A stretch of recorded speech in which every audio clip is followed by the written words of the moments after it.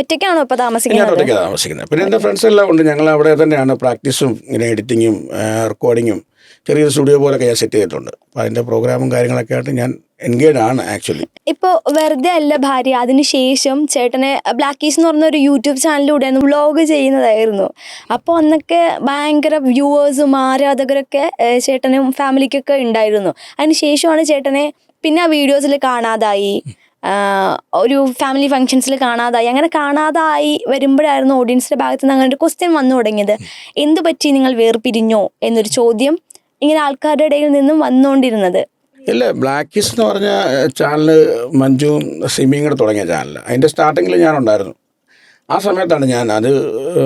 സമയത്താണ് ഞാൻ പുറത്ത് പോകുന്നത്, ദുബായിക്ക് പോകുന്നത്. അത് കഴിഞ്ഞ് പിന്നെ അവർ ചാനൽ നടത്തുവാണല്ലോ. പിന്നെ നമ്മളതിനകത്ത് എന്തോ ഒരു ഓണത്തിന് ഞാൻ അവധിക്ക് വന്ന സമയത്ത് ഓണത്തിന് ഞങ്ങളെല്ലാം കൂടെ ഫുഡ് കഴിക്കുന്ന ഒരു എപ്പിസോഡൊക്കെ ഉണ്ടായിരുന്നു. പിന്നെ ഞാൻ 2 വർഷം കൂടിയൊക്കെ ഞാൻ വരുന്നത്. ഞാൻ വന്നാലും പുള്ളിക്കാരി ഷൂട്ടും കാര്യങ്ങളൊക്കെ ആയിട്ട് നടക്കുന്നു. അങ്ങനെയൊക്കെ ആയതുകൊണ്ട് ഞാൻ പിന്നെ അതിനകത്ത് വന്നിട്ടില്ല. പണ്ട് ആവശ്യം വന്നിട്ടില്ല, അതായിരിക്കും. പിന്നെ ഞാൻ പറയില്ല, ഞാനിങ്ങനെ എനിക്ക് ഭയങ്കര ചമ്മലാണ് ഈ മീഡിയക്കകത്ത് വരുന്നതൊക്കെ. നമ്മളങ്ങനെ വന്നിട്ടില്ല ഇതുവരെ.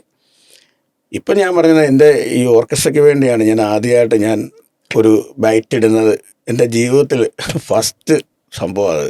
വെറുതെ അല്ല ഭാര്യ കഴിഞ്ഞിട്ട് ഞാൻ ആ മീഡിയ വരുന്ന ഫസ്റ്റ് പരിപാടിയാണ്. എക്കോസിന് വേണ്ടിയാണ് ഞാൻ വന്നത്. പറയുമ്പോൾ ചെറിയൊരു ക്ലാരിഫിക്കേഷൻ, ബെർണാഡ് എന്ന് പറയുന്നത് ബെർണാച്ചൻ എന്ന് പറയുന്നത് മകനാണ്. മകൻ ഇപ്പൊ ബാംഗ്ലൂരാണ് പഠിക്കുന്നത് അല്ലേ?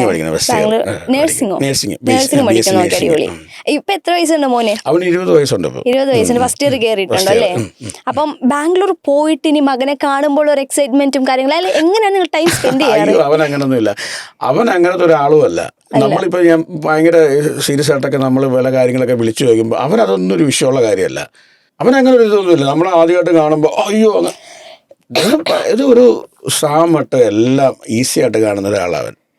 ആള് ഈ വ്ളോഗിങ്ങിലേക്കോ ഓൺലൈൻ ചാനൽ മീഡിയയിലേക്കോ എന്നെ പോലെ ഒരു ഷൈ മൂടാവൻ. അവനങ്ങനെ മുമ്പിൽ അങ്ങനെ ഞാനും കണ്ടിട്ടില്ല. ഇടയ്ക്ക് വന്നാലും ചമ്മലോട് കൂടിയൊക്കെ അവനിരുന്ന് ക്യാമറയുടെ മുമ്പിൽ ഞാൻ കണ്ടിട്ടുള്ളൂ. പിന്നെ ഇതൊന്നും അവനെ ബാധിക്കുന്ന ഒരു കാര്യമേ അല്ല. അപ്പം നമ്മളിപ്പം ബാംഗ്ലൂർ എന്നാലും എടാ ഞാൻ ഇപ്പം അപ്പോൾ ഒന്നുണ്ട് കേട്ടോ മോനെ എവിടെയാണ്, ഞാൻ ഇപ്പം വൈകുന്നേരം അങ്ങോട്ട് വരുന്നുണ്ട് പറഞ്ഞു. അപ്പോൾ ഇന്ന് പറ്റത്തില്ല അപ്പം ഞാൻ ഇന്ന് ക്ലാസ് അങ്ങനെയൊക്കെ കാര്യങ്ങളുണ്ട്, അപ്പോൾ നാളെ വാ. ഇതാണ്, അല്ലാതെ ഇന്ന് കണ്ടേ പറ്റൂ അങ്ങനൊന്നുമില്ല. അങ്ങനത്തെ ഒരാളവൻ. അതൊരു കണക്കിന് നന്നായി, ഒരു കണക്കിന് അങ്ങനത്തെ ഒരു മോനെ കിട്ടിയത് എൻ്റെ ഭാഗ്യമാണ്. വേറെ കാര്യങ്ങൾ അയ്യോ ഒന്നുമില്ല, ഭയങ്കര ഹാപ്പിയാണ്. ഞങ്ങൾ ഇടയ്ക്കിടയ്ക്ക് വിളിക്കാറുണ്ട്. ഞാൻ പഴയ എൻ്റെ കുറേ കളക്ഷനുണ്ട്, അവൻ്റെ കുറേ വീഡിയോസും ഫോട്ടോസും ഒക്കെ എൻ്റെ ഉണ്ട്. അതൊക്കെ ഞാൻ ഇടയ്ക്കിടയ്ക്ക് ഇട്ട് കൊടുക്കും. അങ്ങനെ കുറേ കോമഡി. അവനൊരു കോമഡി ഭയങ്കരമായിട്ട് പറയും ചേട്ടോ. നല്ല കോമഡി സെൻസ്. അയ്യോ സാധി കോമഡി സെൻസാ ഭയങ്കര. പാട്ട് പാടാൻ എന്തെങ്കിലും പാട്ടൊക്കെ അവനങ്ങനെ കൊട്ടും, ചെറുതായിട്ട് കൊട്ടും. അവന് ഡാൻസ് ഭയങ്കര ഇഷ്ടമാണ്. പിന്നെ ആക്ടിങ്ങിനോട് ഭയങ്കര താല്പര്യം ഉണ്ടെന്ന് ഞാൻ അങ്ങനെ അറിഞ്ഞായിരുന്നു. എന്നോട് പറഞ്ഞ് ഇടയ്ക്കിടയ്ക്കൊക്കെ. അത്രേ ഉള്ളൂ. അവന് അളിയൻസിനകത്ത് എന്തോ ഒരു എപ്പിസോഡിനകത്ത് അവൻ ചെയ്തിട്ടുണ്ട്. ഇപ്പൊ ഈവൻ നിങ്ങൾ ഇപ്പൊ ചേട്ടൻ ബാംഗ്ലൂരിൽ പോയി മോനെ കാണുമ്പോൾ നിങ്ങൾ എങ്ങനെ ടൈം സ്പെൻഡ് ചെയ്യാറ്? അങ്ങനെ അവന് അവിടുന്ന് അങ്ങോട്ട് പുറത്തൊന്നും പോകാൻ പറ്റത്തില്ലല്ലോ. അവർ ഹോസ്റ്റലിൽ അവരങ്ങനെ വിടത്തില്ല. ഇപ്പൊ ഫസ്റ്റ് ഇയർ ആയതുകൊണ്ട് അവരെ ഒട്ടും വിടത്തില്ല. പിന്നെ ചെന്ന് അവനുമായിട്ട് ചുമ്മാ ജസ്റ്റ് ഒന്ന് കറങ്ങും, എവിടെയെങ്കിലും പോയി ഫുഡ് കഴിക്കും, അത്രയൊക്കെ തന്നെ ഉള്ളൂ. അല്ലാതെ വേറെ. പിന്നെ അവധിക്ക് വരുമ്പോൾ വിളിക്കാറുണ്ട്. എറണാകുളത്ത് പോകും, ഒരുമിച്ച് പോയി മൂവിയൊക്കെ കണ്ട് കറക്കിയിട്ട് ഞാനിങ്ങനെ പോരും, കോട്ടത്തിന് പോരും. അപ്പം നാട്ടില് മോൻ മഞ്ജു ചേച്ചിന്റെ കൂടെയാണോ താമസിക്കുന്നത്? മഞ്ജുവിന്റെ കൂടെയാണ് താമസിക്കുന്നത്.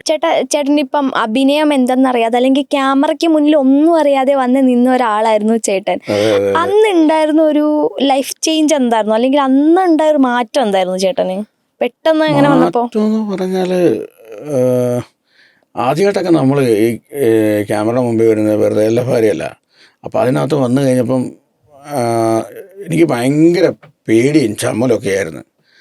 അത് പിന്നെ നമ്മളവിടെ വന്നു കഴിഞ്ഞപ്പോൾ അവരുടെ ഗാങ്ങൊക്കെ പെട്ട് ഒരു 10-16 ഫാമിലി ഉണ്ടായിരുന്നു. അതിനകത്തൊക്കെ അവരൊക്കെ ആയിട്ട് ഒരു മത്സരത്തിലൊക്കെ പങ്കെടുത്തു. അങ്ങനെ ആയപ്പോൾ നമ്മൾ ആക്ച്വലി പുറത്തൊക്കെ ഇറങ്ങുമ്പോൾ ആൾക്കാർ നമ്മളെ വന്ന് ഭയങ്കരമായിട്ട് ഇഷ്ടപ്പെടുകയും ഫോട്ടോ എടുക്കുക. അല്ല നമ്മളൊന്ന് ഓർത്ത് നോക്കിയാൽ ഒരു സെലിബ്രിറ്റി ആകുക എന്ന് പറഞ്ഞതേ പെട്ടെന്ന് ഒരു ഗാനമേളയ്ക്ക് കമ്പോസർ വായിച്ചുകൊണ്ടിരിക്കുന്ന ഞാൻ പെട്ടെന്നൊരു സെലിബ്രിറ്റി ആകുക, അത് ഭയങ്കര സംഭവമായിരുന്നു. പ്രതീക്ഷിക്കാതെ ഇപ്പോഴും നമ്മൾ ഈയിടെയൊക്കെ പ്രോഗ്രാമൊക്കെ ചെല്ലുമ്പം ചില ആൾക്കാരൊക്കെ വന്നിട്ട് ഇങ്ങനെ സുരക്ഷനാണോ എന്നൊക്കെ ചോദിക്കുമ്പം ഭയങ്കര സന്തോഷമല്ലേ നമുക്ക്.